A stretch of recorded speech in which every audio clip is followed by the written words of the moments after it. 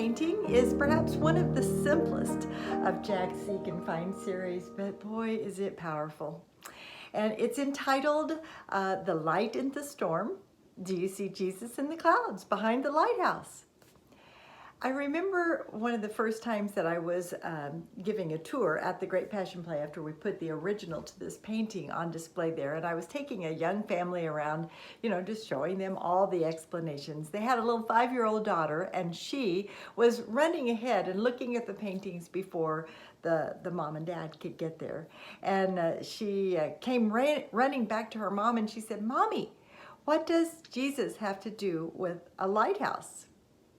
Well, her mother had glanced at this painting and only saw the lighthouse, but the little girl's question prompted her to look again, and she realized she had missed seeing Jesus and the symbolism.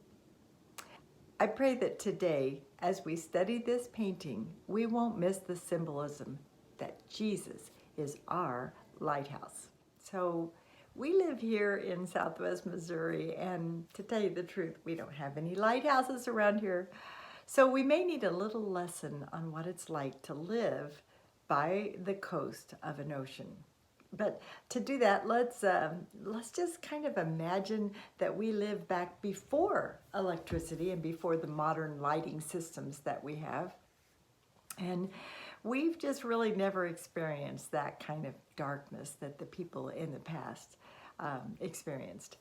And let's put on our imagination now, and let's pretend that we are on a ship. Now, this is not a cruise ship. This is perhaps a small wooden vessel. There's a storm brewing, so we don't even have the light of the moon to guide us. We can't see a thing. And as the storm approaches, the waves grow fierce. We know that we are in danger as we approach the boulders along the shore. Fear grips us. Our wooden ship could be destroyed very soon. And then we see it. The light of the lighthouse. It's doing 3 things. It's warning us, showing us the way, and leading us to safety. Our memory verse could be inserted here. It's incredibly powerful. Jesus declares this: "I am the light of the world."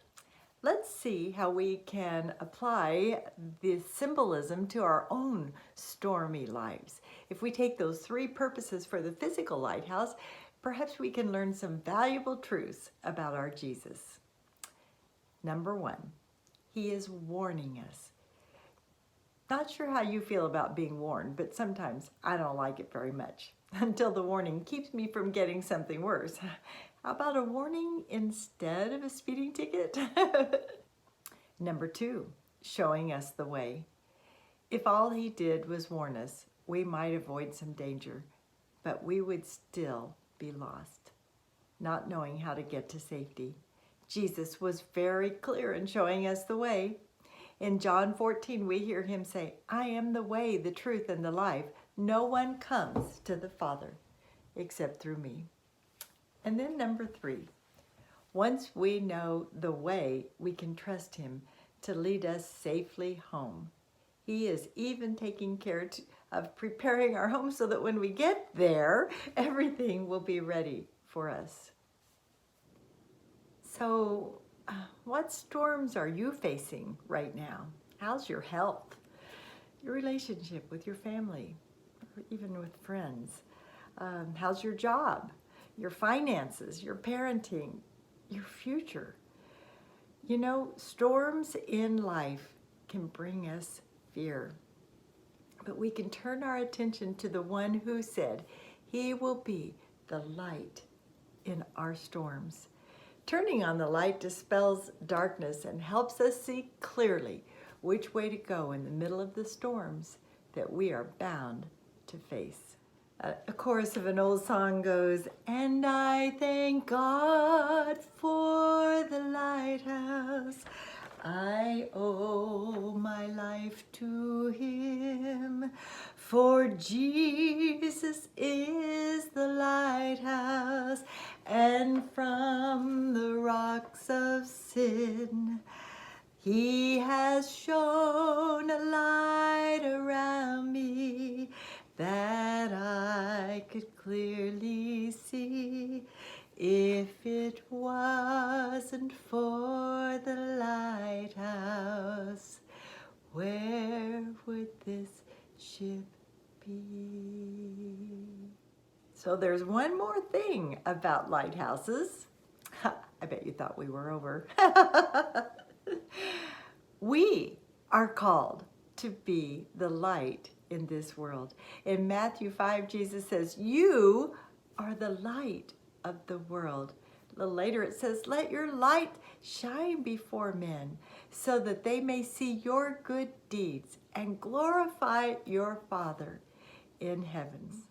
Sometimes we may be the very light that helps others to find their way.